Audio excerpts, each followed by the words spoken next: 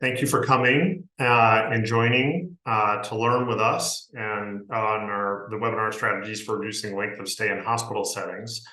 We appreciate your time in the middle of a holiday week and a crucial time for healthcare, as it always is. Special thanks to our colleagues from Legacy Health who are doing that same thing themselves and taking this time to share their learnings, and my colleagues from Value Capture who have supported the Legacy team and some of the amazing things that they have achieved.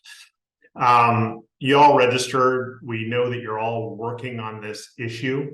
You know that by definition of being in a health system, you're working on it every day forever. But we also know that you're working on it strategically. And the question really is how to break through right now at a time when breakthroughs are needed in our sector. And so you have our objectives right here. And obviously we want you to get some actionable strategies from learning from your peers and key frameworks to improve length of stay without damaging patient care. But really we want you to get more than that. It's to see this as the huge opportunity it is to, in the same way that during COVID and the succeeding crises, things sort of fell apart in sequence around staffing, quality, safety, provider experience, etc. This is a chance to see the whole thing holistically and put those pieces back together again and get sort of cascading wins across your system as Legacy is driving right now. So that, it's an ambitious hope for you today to at least get that conversation started. On logistics, we're going to use the panel discussion format. So you'll hear from some of us first, and then, the heart of it will really be the Q&A with you that we hope to get to in the last 12 minutes or so. Please, if you have a question, put it in the Q&A function on your bar, not in the chat. We'll keep one quarter eye on the chat, but really it's the Q&A where if you'd like to engage the discussants, we'd like to hear from you. If we can't get to everybody's question at the end, we'll either record a little bonus session to go through them and circulate that, or written answers, but we'll make sure that what you're interested in, you get a response to.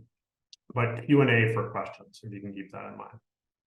Okay, so our agenda today is really beyond introductions. You're going to sort of hear key sections.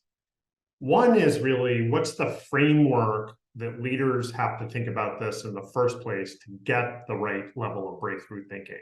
Beyond this aspect of the problem or that aspect of the problem, putting it all together in a framework standpoint so you have a chance of success from the beginning. The second is really leaders have to work differently together to get system stabilizing results than we've seen sort of in recent years and large systems in other places across silos. And so the Legacy team with our team and in other places are coming up with ways to help senior leaders and then the levels of leaders work together differently. Hopefully you'll hear about some of that.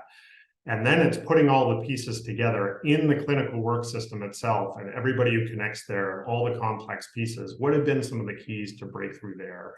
So those three things working together is what we hope you'll hear about today. And then we'll get to your questions, as I said.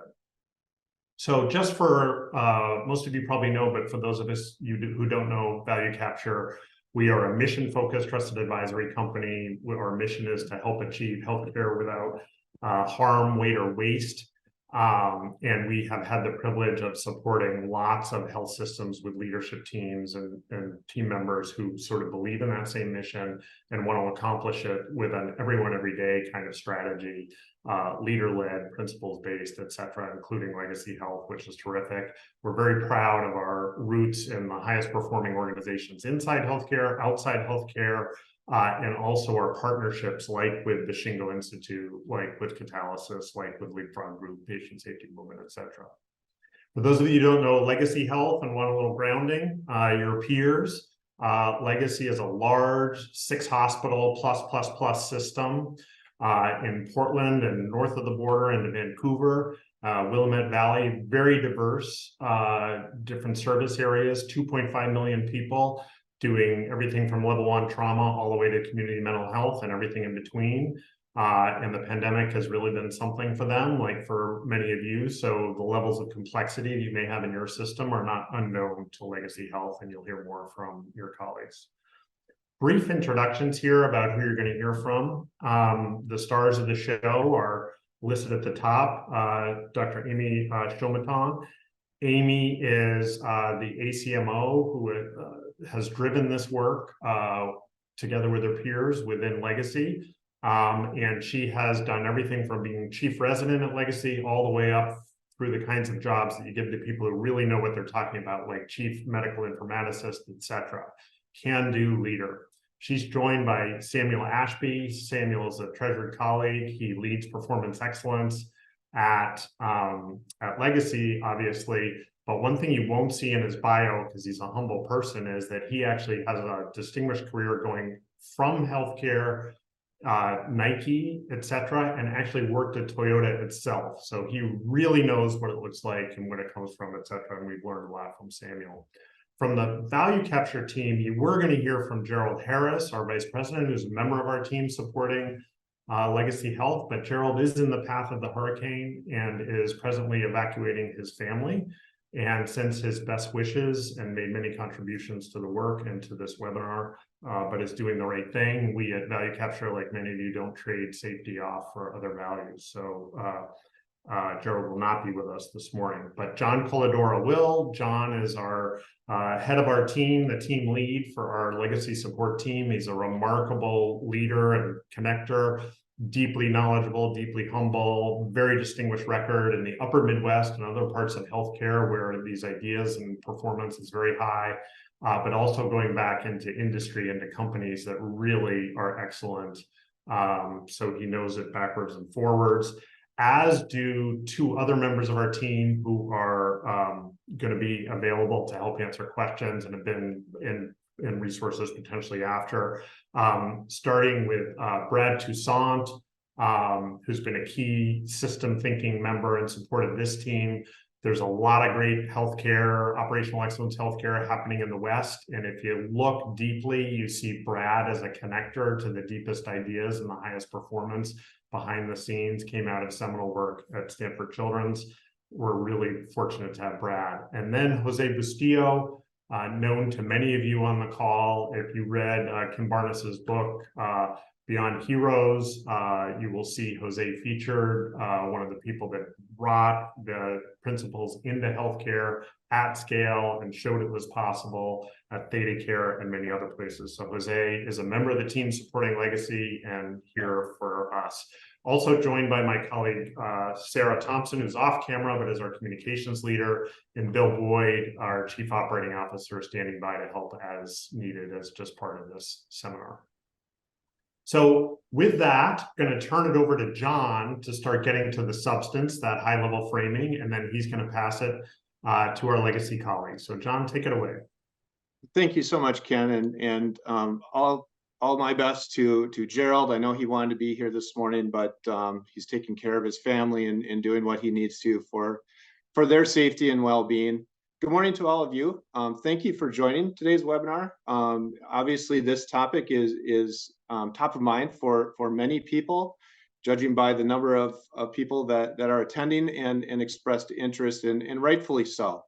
While this morning's topic is focused on optimizing patients' length of stay, and while much attention is paid to the financial benefits of this, there's just so much more than efficiency for this. It's also about an orchestration of care teams, which Amy will talk about in just a little while, and working harmoniously amongst themselves to improve patient outcomes, quality, safety, all of which take organizational agility, The pursuit of reducing length of stay includes a systemic approach, balancing compassion, economy, quality, and innovation. The challenges and opportunities in this domain require visionary leadership approach for a comprehensive view of the entire healthcare system. It calls for leaders who can see beyond traditional silos, recognizing the interconnectedness of all the elements involved in patient care. And in this context, we'll explore how strategic alignment and leadership principles can be employed to optimize length of stay. Understanding and integrating both patient care strategies, leadership insights, we really aim to create a roadmap for healthcare providers to achieve excellence in patient outcomes, as well as efficiency and overall effectiveness. Next slide. To achieve the expected outcomes for patients, healthcare organizations need to adapt practices and innovate. To navigate this complexity, here are 5 essential key takeaways that stand out, really centered around the patients, starting with systems thinking, encouraging collaboration of the care team members, and we'll dive into these more in both a systems overview as well as examples from legacy. These takeaways form the cornerstone of a resilient and adaptable strategy designed to weather challenges and seize opportunities. Next slide, please.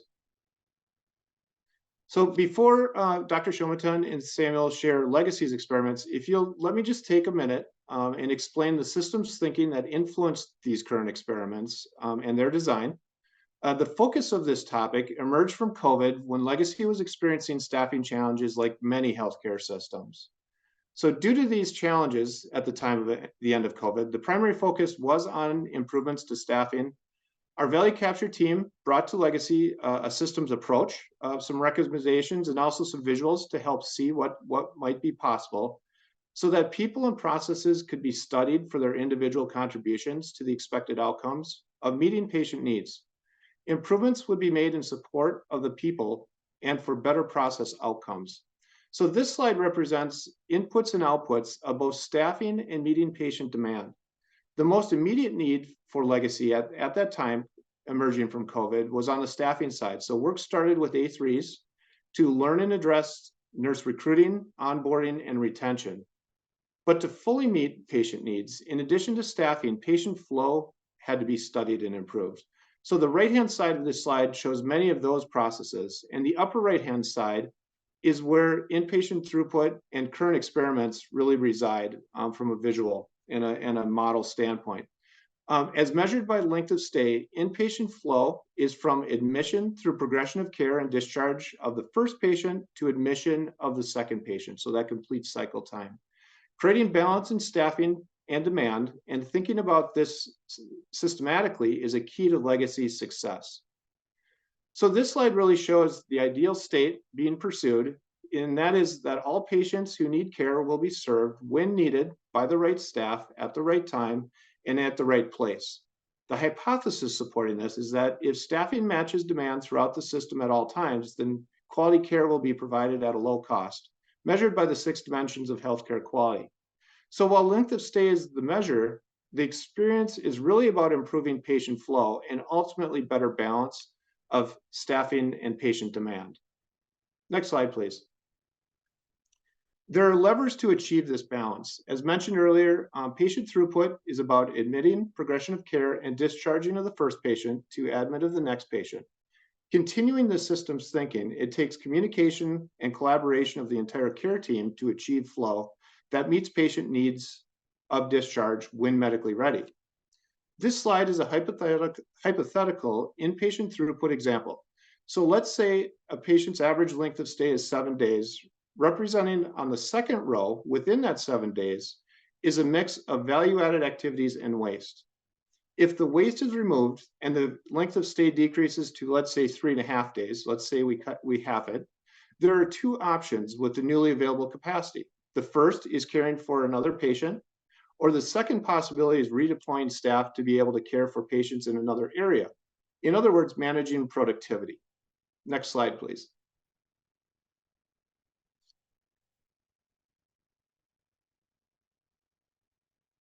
Again, this systems thinking approach is about meeting current patient needs and then the needs of the next patient. It's about improving patient flow, inpatient throughput in this case, but doing so safely, delivering what is needed when it is needed at the pace of the patient's needs without defects or compromising safety.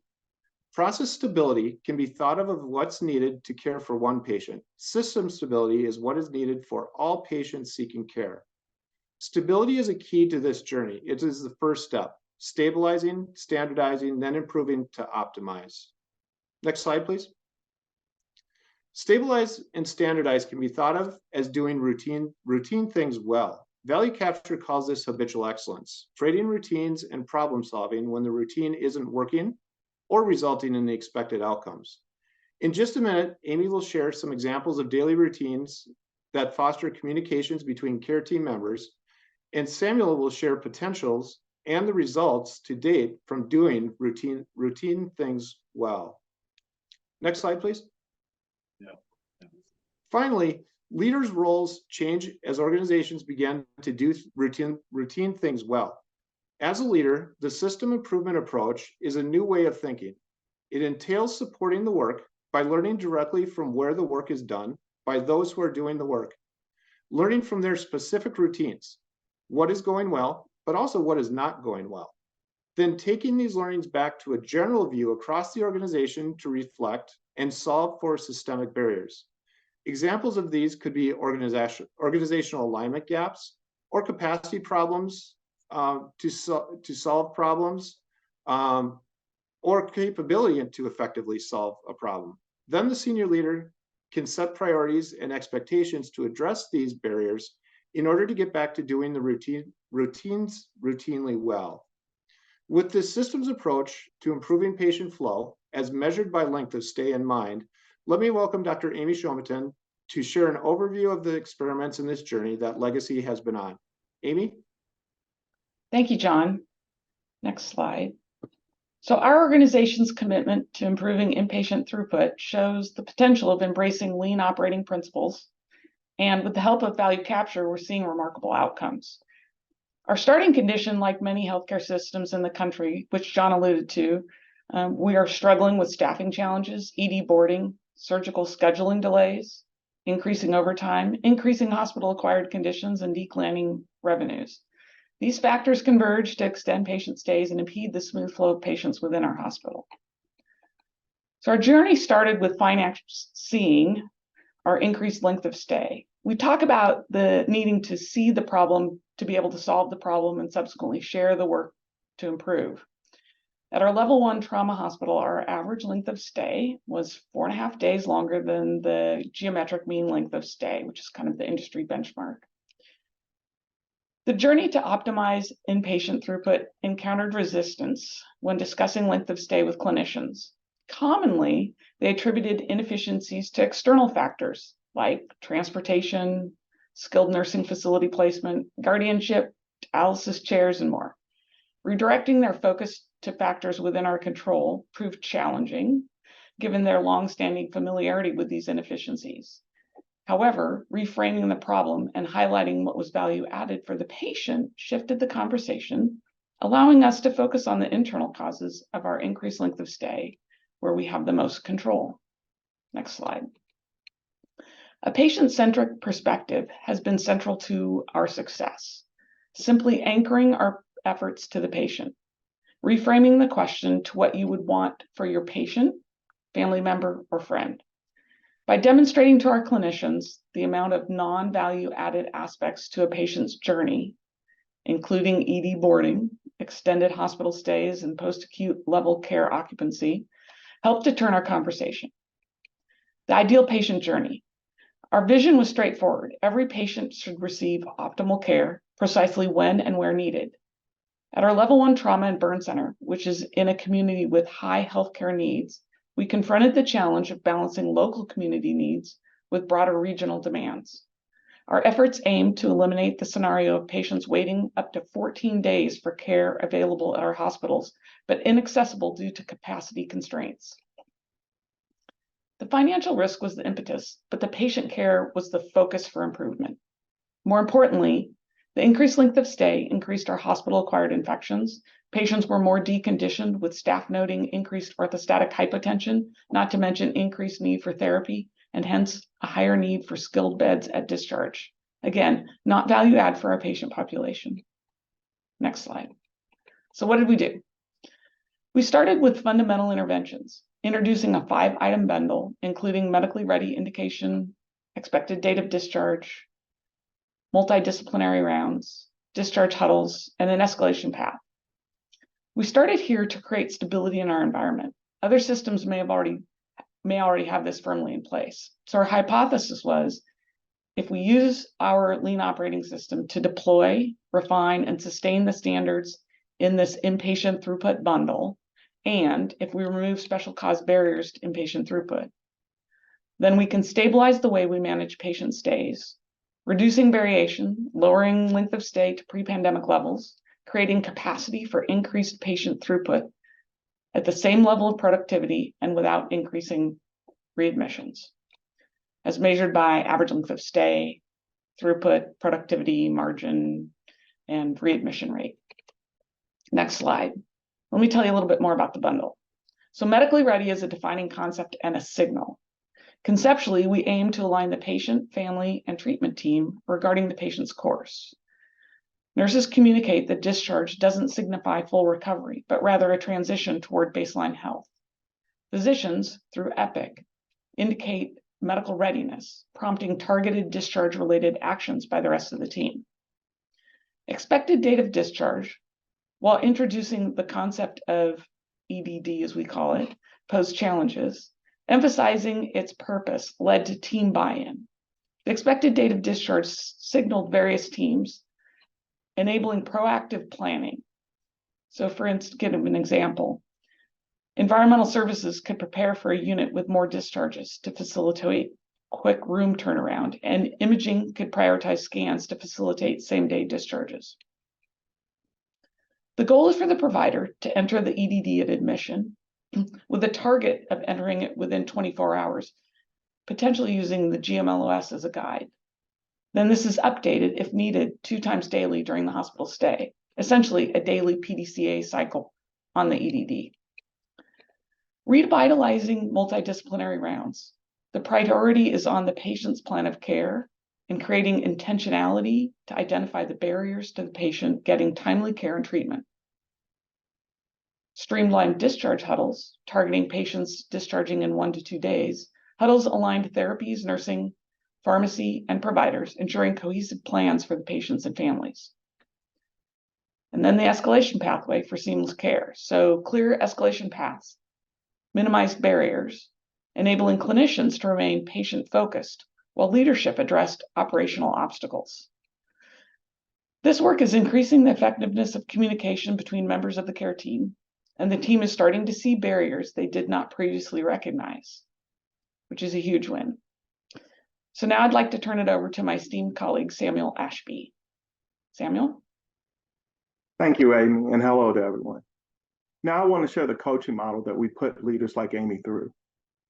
What you see in front of you is a coaching algorithm that we use at Legacy. Every people and process capability that we coach to is bucketed in 4 distinct areas: see, solve, share, and coach. It's important to note that each of these activities should in fact be done with the coach. Starting in the upper left-hand corner, you'll find rapid looping. Rapid looping is a C activity that requires our chief medical, chief nursing, and chief operational leaders to conduct observations where the work is happening, and then to use those observations and learnings to identify where we have gaps in our inpatient throughput work. Moving to the right, we have structured leader reflection. This is where those same leaders decide what barriers need to be removed to best support the needs of our frontline clinicians in the units. From there, we ask those senior leaders to do 2 concurrent activities.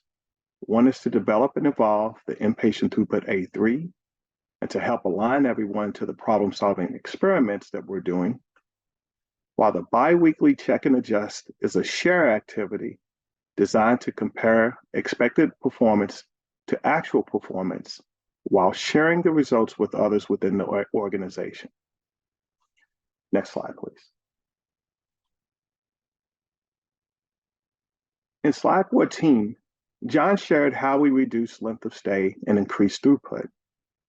Now, I'd like to share the hypotheses that we use to drive our learning. For our visual learners, please refer to the graphic on the right-hand side of your screen. Our hypothesis is as follows. If we adhere to the 5 elements identified in the inpatient throughput bundle standard, then we will reduce length of stay. Then we will care for more patients and/or redeploy our resources. Then we will increase our margin. At Legacy, we refer to this hypothesis as the Jose rules, which is named after value capture coach Jose Bustillo, who developed this hypothesis while working with Theta Care. I want to emphasize that frontline discipline to adhere to the bundle and our senior leaders' efforts to understand via rapid looping and to support adherence for the bundle standard is the first step in driving improved length of stay and creating throughput. Next slide, please. Before I begin, I want to reemphasize that this work is done with the patient in mind. Having a patient-centered approach allowed our nonprofit workforce to deeply connect with the need to improve the patient's experience. From January to August of 2023, we saw an almost 20% improvement in length of stay across our 6 adult medical centers. To address patient safety and to ensure that we didn't expose patients to any latent harm, we used our 30-day all-cause readmissions data as a balancing metric and saw an almost 38% drop in readmissions, all while seeing a 5.6% improvement in CAUTI serve rates and a 22% improvement in CLABSI serve rates. And finally, we saw a $12 million improvement to the bottom line. We share the financial outcomes last because they are in fact outcomes based on all of the great work we did to improve patient experience and patient safety. And now I'd like to turn it over to Ken Siegel for the Q&A portion of the webinar. Thank you, Amy. Thank you, Samuel. Thank you, Value Capture colleagues. We really wanted to hone the message of the keys of putting it all together at those 3 levels and then give you the chance to engage with us. And we know you're working on this and you know some of the struggles, etc. So, but to have you engage with us, we need to put your thoughts in the Q&A section, give us a question to respond to. And while people are thinking about it, doing that, I wanted to ask the panelists or any of our commenters, is there any theme that's emerged that you want to give a little more, another example or a key to success that you want to emphasize to others that you know are struggling with this across large health systems or small health systems? Any key points that emerge? Ken, we talked about the role of the leader. And, you know, the slide introduced the role of the senior leader, but I just want to talk about how special it's been to have, you know, Amy as a physician. We've had a couple other physicians that have really stepped forward to help with the Plan, Do, Check, Act cycles, different ideas to help with the communications, the collaborations, and just thinking about how to advance those daily routines of care with their colleagues, but also with the other members of the care team. And that's been just such a wonderful occurrence to have these physicians take the extra time to help with experiments, to help with reflection cycles, and to help advance the work. That peer-to-peer has been just wonderful.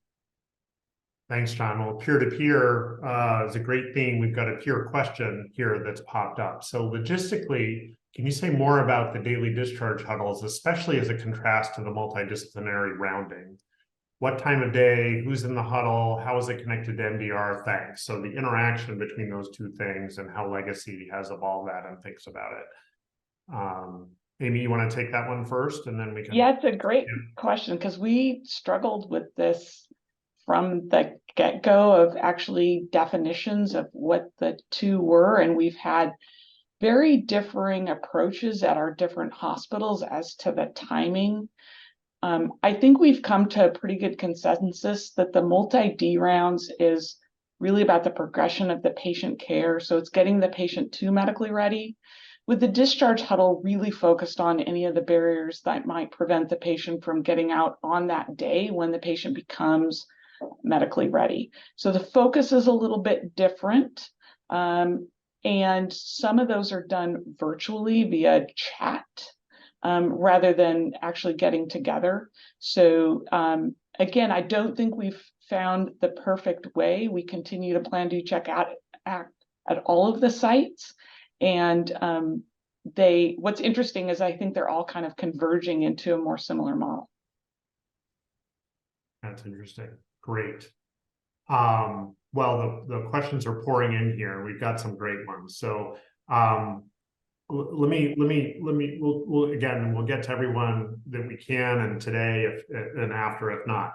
But we have this wonderful one that is about sort of where the rubber hits the road in eliminating non-value adding activities during the hospital stay and reprioritizing behavior. Could you describe the change process from getting from not doing A to more of B? You know, that sort of real world shifting of the work system itself and what people do. Give a little more about that technique or reinforcing points. Who wants to take a shot at that? Tell a story or two.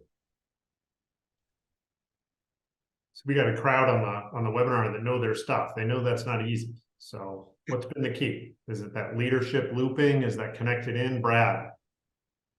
Well, thanks, Ken. It's a great question, and there's probably a lot of different answers to it. But one that I think is important is how we think of this whole process as based in PDCA, and trying to be very explicit about what the standards are and what we're trying to do with those standards, and then having very frequent and specific check adjusts so that everybody is understanding and increasingly understanding the intention behind the standards, the standard work needed to achieve those standards, and having honest discussions about what's working and what's not, and being willing to try standards, learn from them, and adjust them when needed. So everybody's engaged in that, and from the leaders to the care teams. So having that sort of as a foundational principle, I think really helps with the mindset of what we're trying to do, which helps with the change management. I don't know, Amy, Sam, if you want to talk a little bit more about that, or Jose, I just saw your mute go off. Sure, I can. Jose, try go ahead, and then, yeah. Thank you. I can try to build on it. You know, I think something very important also is to acknowledge this is a leader-led transformation effort. Very cool to have, you know, doers, as an example, physicians that are practicing, but also leading this effort. That helps with the change, if you will. Very cool to see these physicians leaders leading this on the ground, making things happen, and going through the experiments, learning, and you know, finding some resistance indeed, but through demonstration, they are able to, you know, celebrate later what it's being learned from the process perspective and outcomes perspective. Again, this combination of being people practicing medicine, such as doctors or people like from case management, PTOT, or nursing, but also at the same time, they are leading this effort. It's been, I think, a key differentiator of which is a key to success at that legacy. I think that's what I can say. Thanks, Jose. Amy, Samuel, so we go on to the next one. There's a lot of cool stuff here, and we can feel free to comment or weave things together. So we have one that I suspected we get from somebody. Expected day of discharge seems to be a moving target at my organization. What methodologies is used to create meaningful EDDs, and who enters it and who changes it when needed? Thank you. And indeed, at Legacy, this piece of systems thinking and then making it real has been pretty fundamental. So it's a timely question, and Amy, maybe you could answer first, and then Spreader, if you're willing to just give a little bit more about that journey of making that real and an anchor to drive system flow. I mean, this one item probably caused me the most consternation with my colleagues. They felt like they were being graded. So we said it's for the whole team to use. And when you actually put the why behind it of what else can happen from this signal, that was the magic. I mean, I had a hospitalist say to me when I explained that potentially if EBS looked at it, we could have quicker turnarounds, or that maybe imaging was looking at it and they might get their patient out that day because that study might get done earlier. They're like, that's brilliant. I'm like, yeah, that's why we're trying to do this, is really to give a signal to the rest of the team. And that helped quite a bit. Our general premise, but it is not what is necessarily standard, I will be frankly transparent, is that the provider would be responsible from the time of admission until the patient is medically ready, at which point in time care management then takes over the responsibility of doing the PDCA cycles on the EDD. It's okay if it's not correct. And that was difficult to get across to the providers. Again, they felt like it was going to be used as some feature to, I don't know, grade them. But really important, we're trying to get them to use the GMLOS early on in the hospital stay. And again, so that they can see what would be a reasonable length of stay and then question why we can't get there. So they're using it hopefully in their own thinking about the patient's stay to PDCA, what barriers that they've become so used to over the years that they don't actually see those barriers. So we're hoping that's a tool to help them actually see the barriers and question why that patient would stay significantly longer or at all longer than even the GMLOS. And Ken, if I could just add to what Amy was discussing. Yeah. Amy talked about some of the, her peers being nervous about this. I can tell you, working with many of the nurses and many people that were at the bedside, and bringing expected discharge date, not just into Epic, but onto a patient's whiteboard also made people very nervous of what happens if that changes? What happened, do we have to get it right the first time for the patient? And what some of these PDCA cycles have led to that Amy's talking about is this notion of it becomes an ongoing dialogue with the patient, is not just a date, but also those goals for medical readiness, being medically ready to discharge. What does that look like? So bringing not only the date, but some of those goals have really helped to, feel more comfortable with a patient seeing, an expected discharge date, not an all-knowing, not 100% confidence, but a high confidence. And that's been an interesting journey and some experiments within this experiment, if you will, of developing that confidence to be able to put it on a whiteboard in a patient's room so that the families, the patients can see not only, what date should we start to get ready to go home, arranging rides, things like that, but also what are some of those progression of care goals that we're working towards for that as well. Right. And you guys have made the point before, wow, when the patient knows the expected date of discharge in the family all along and you're shooting for it, guess what? They're much more ready to go when it's time to go, right? So it's not a rush. So these cascading wins together. Okay, we have so many good questions, and there are a number of questions about working respectfully with stakeholders to decide what was most important, to understand the local problems, etc. And I'm going to wrap it with this perceptive question, which was, if I understand correctly, the chief clinical and operating leaders rounded and observed and checked and reflected and helped inform some of the specific problem solving through A3s. And then it was a catch-all.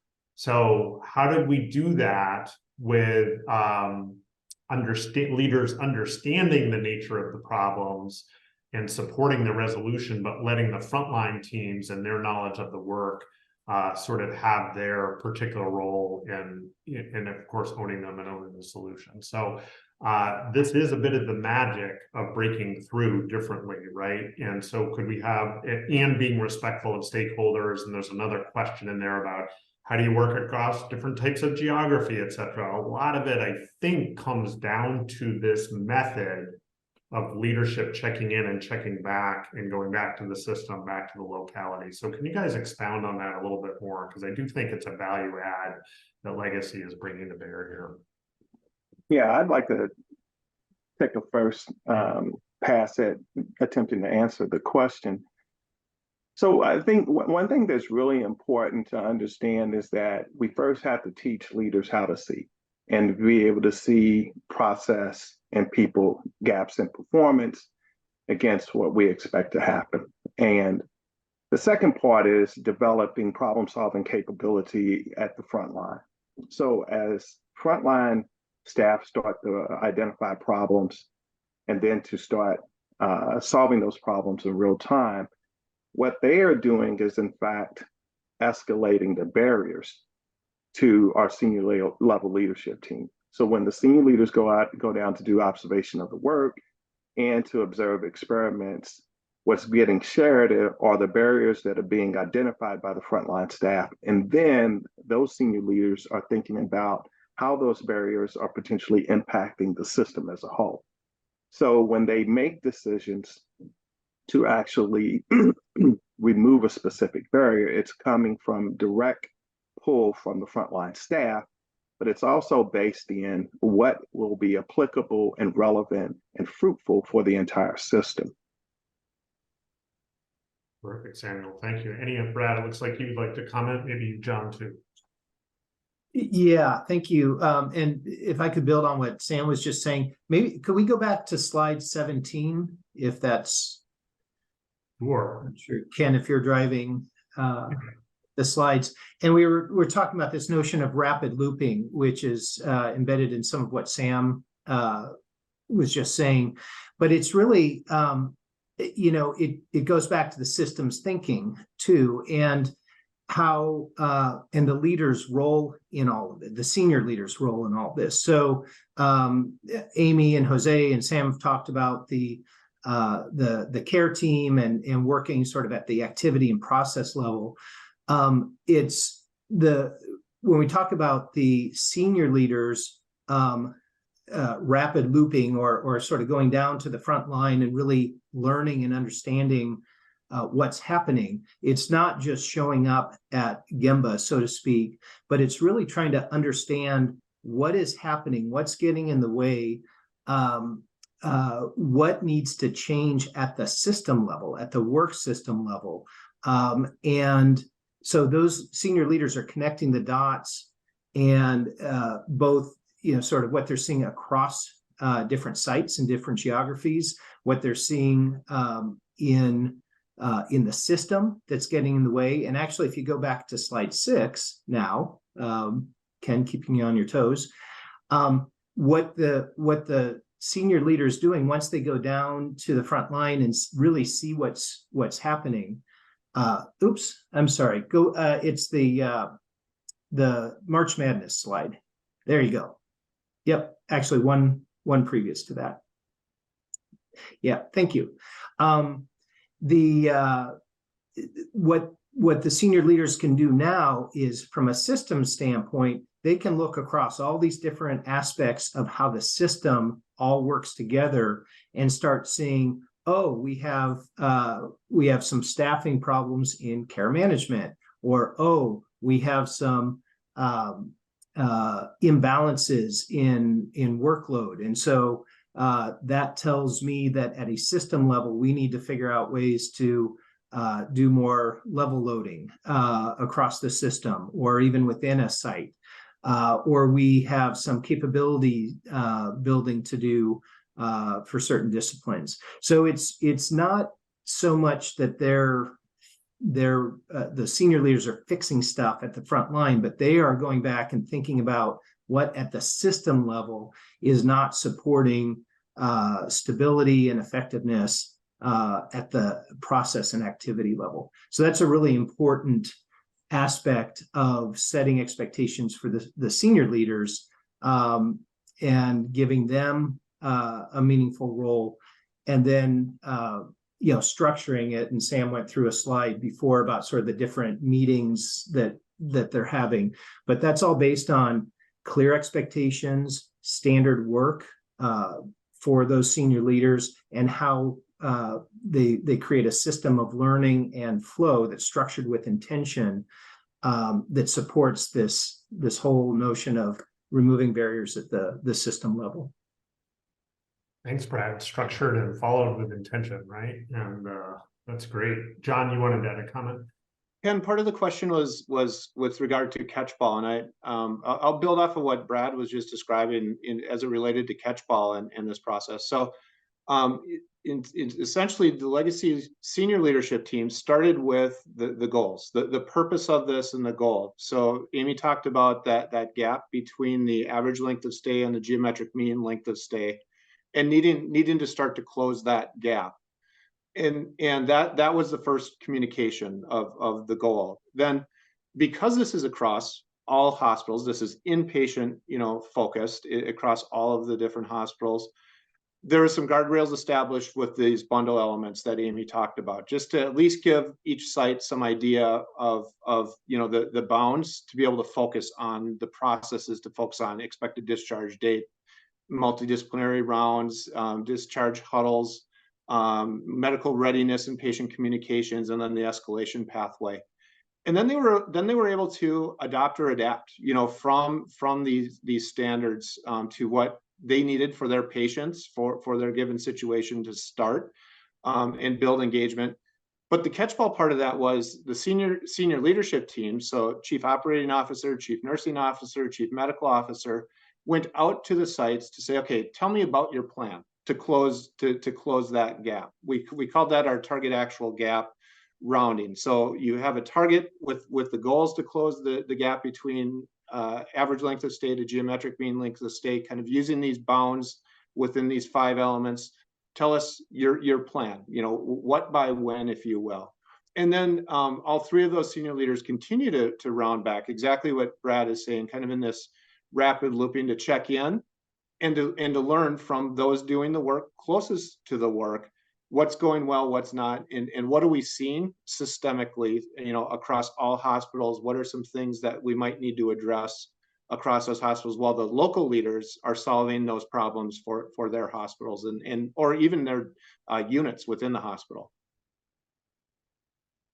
Thanks, John, and thanks, Amy, and thanks, Samuel. And I'm hoping as they went through that, you were hearing that systemness and the framework that allows continual, both respectful conversation by level, but also adjustment. And so, Auntie, how do you identify the pain points? What needs to move next? I hope you heard some of that in there. Jason, working with stakeholders to identify the right leading measures, right? So it's sort of the initial bundle, but then checking and across different geographies and specialties, right? This is part of the continuous dialogue that takes place. But again, that leadership structure to do it systematically and adjust at the right level is fundamental to having it all work, right? Rather than just be a nice set of conversations and things, and in fact much more brittle than the sort of flexibility that is generating these great results.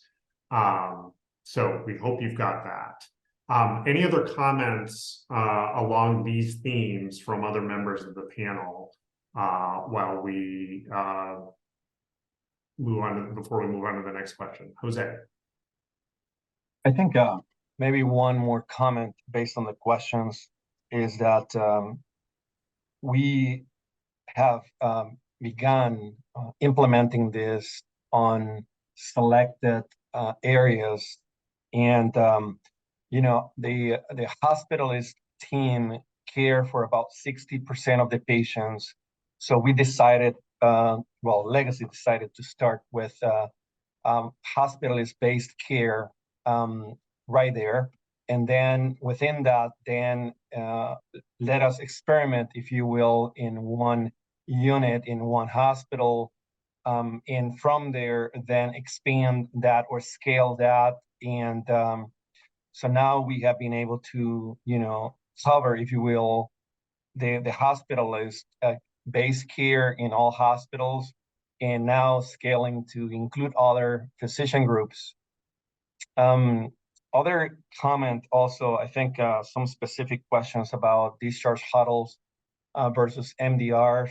Discharge huddles usually are between 7 a.m. when the doctor or hospitalist arrive and the care team arrives, and they are communicating, if you will,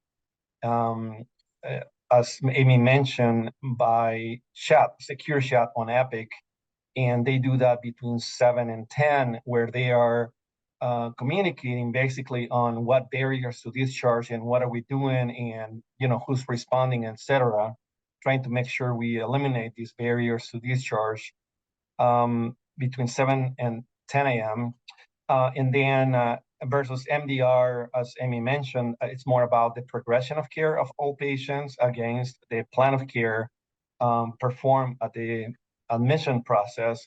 So that's usually between 1 and 2 p.m., where we have the doctors are coming to this session with PTOT, nursing, and case management also in the room, if you will, and they are reviewing patient by patient how we are progressing care against plan of care, and we are basically they bring some inputs, they communicate, and at times there's a change on that plan based on that conversation. So that's kind of the answering some of the questions you guys had before.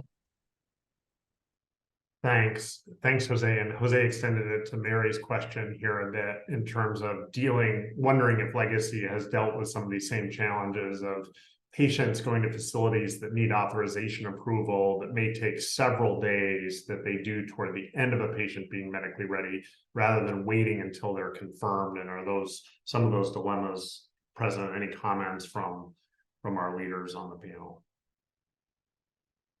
in addition to Jose's? Yes, for sure, dealing with the same issues, and some of that starts during the multidisciplinary rounds. There is definitely some crossover. The discharge huddle more focused on making sure that the whole team has their plan in place and is all shooting for the same time, and making sure all those parts and pieces come together with the patient and the family. Great. Jose, I want to extend something you said and ask of the panel. So, there was a question of how did you get started in different geographies, and you mentioned one unit, then one hospital, then whole system.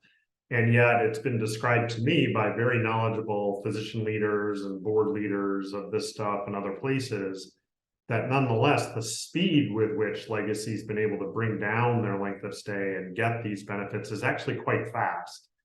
So how does that work? What's that magic between experiment but speed with systemic effects? Where does that come from? What has to be working together to get the kind of change you guys have gotten first in one building in just a few months and then across the system?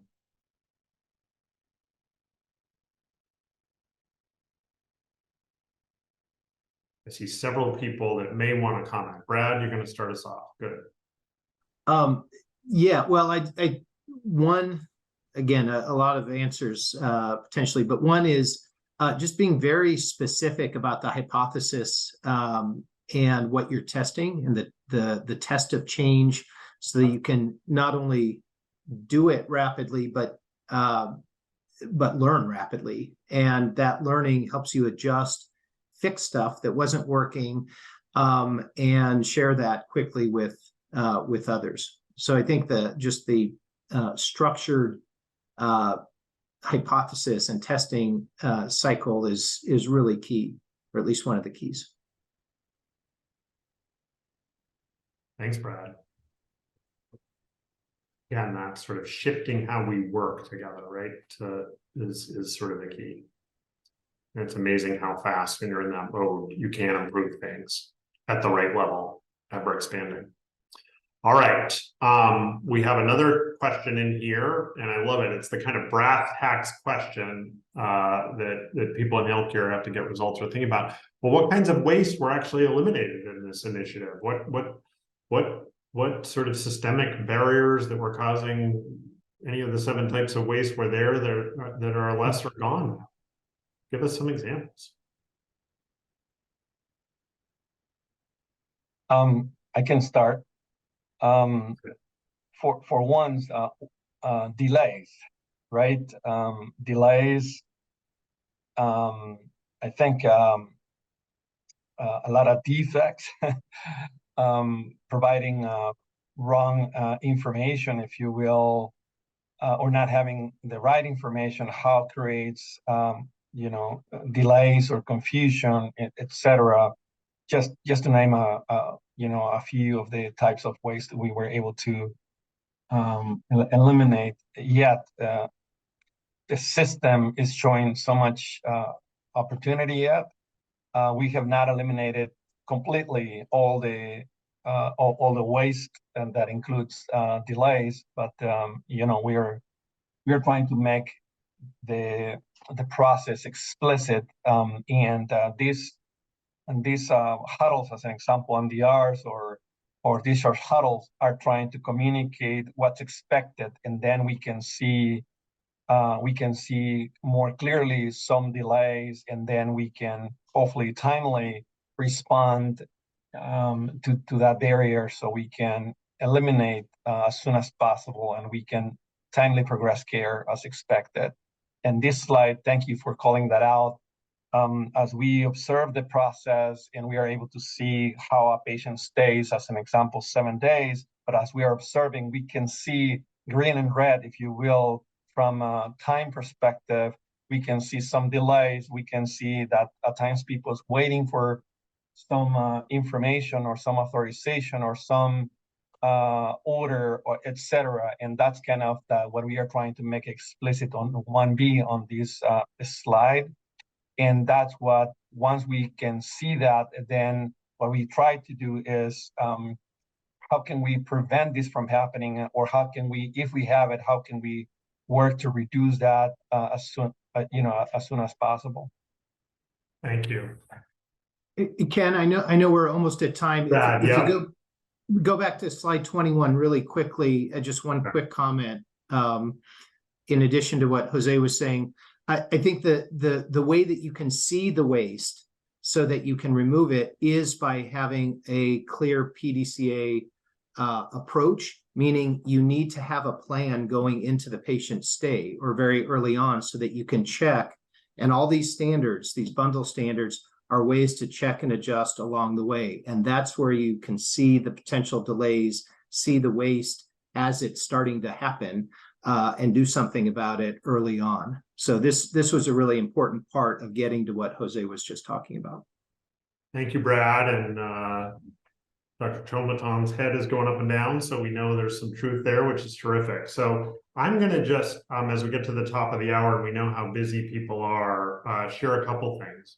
First of all, the key takeaways, again, from systems thinking to multi-dimensional collaboration, of course, disciplinary, and that's at the clinical teams, but also at the leadership teams. You heard about that.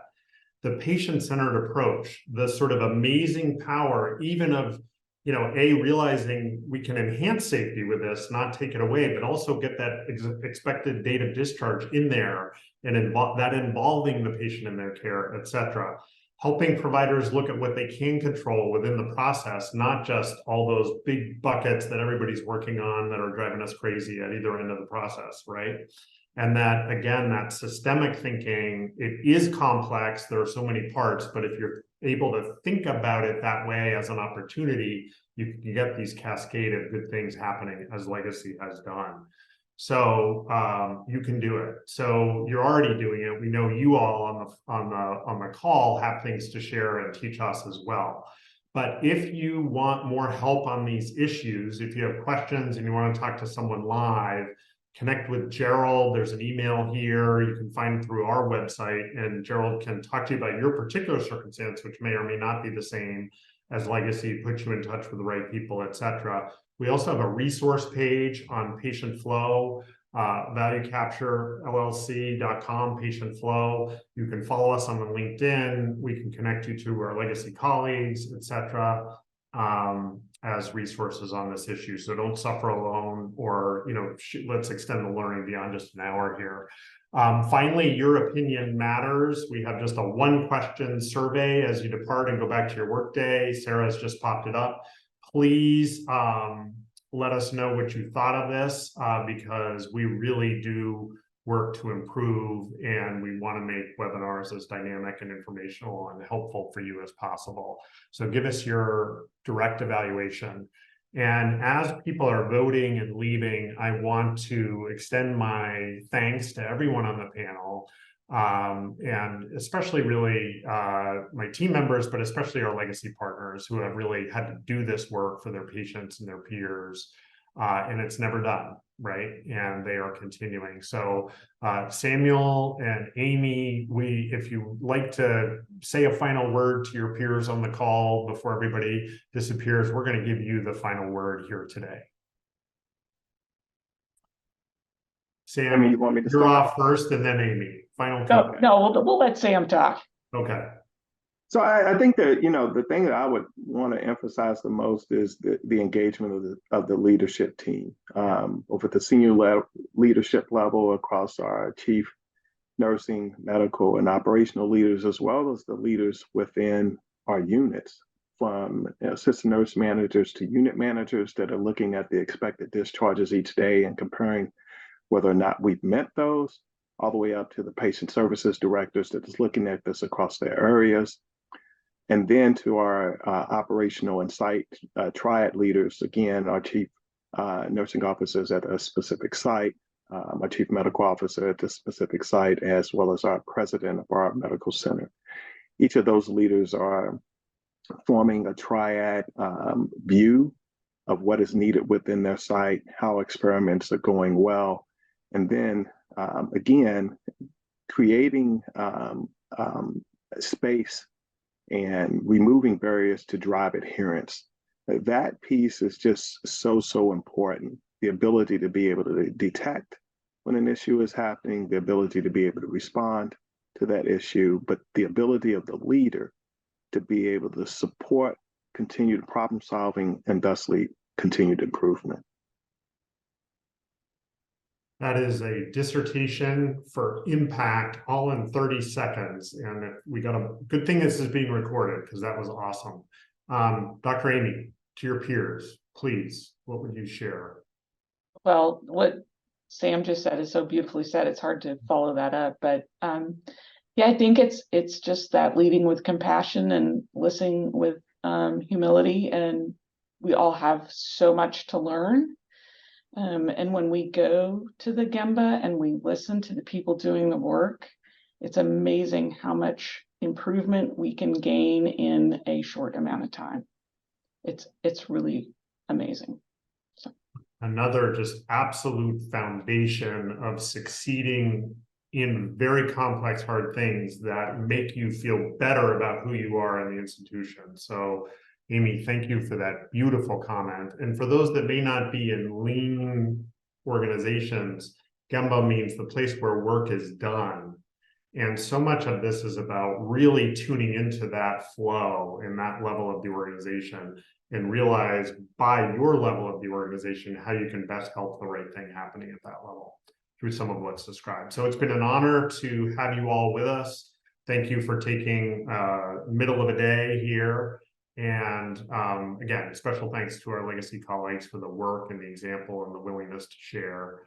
It's an honor to support you. Thank you, everyone. Have a great rest of your day.